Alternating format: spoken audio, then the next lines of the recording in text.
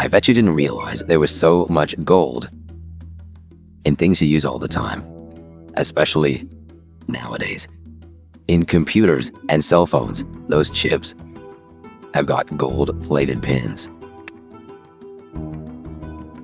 And this gentleman is using gold stripping to remove the gold from those pins into a solution. He'll use that gold stripping for pile after pile of those pins until he has enough to strain through. And all that black liquid that pours through and is rinsed down and through contains tiny particulate gold. And what he'll use is a process called electrolytic processing. He positively charges a ring of metal around the outside and drops in a negative electrode in the form of that rod. And when he pumps in 50 amps or 60 volts to that liquid, the gold will actually stick to that negative electrode rod in the center. Some of it might filter down to the bottom as well, and that would need to be collected. But most of it, as you'll see, this incredible chemical process taking place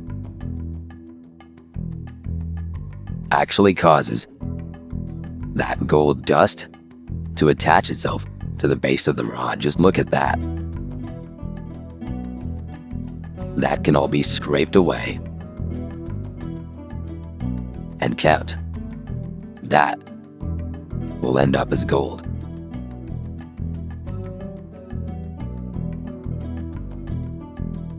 Not easy to remove it, but it's worth it because of the value of gold itself. Just look at what happened.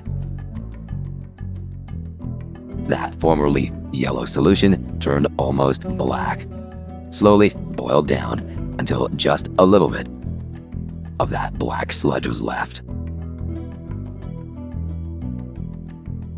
Now to mix up a solution of nitric acid and water and boil it. And eventually you'll be left with a black powder. That black powder just about ready as gold dust. It's rinsed over and over again with incredibly hot water, and then eventually heated with induction before a little borax can be added in a crucible.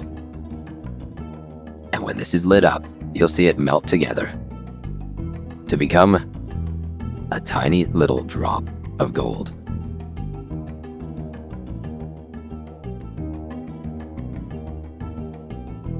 The electrolytic process for extracting gold. Pretty cool stuff.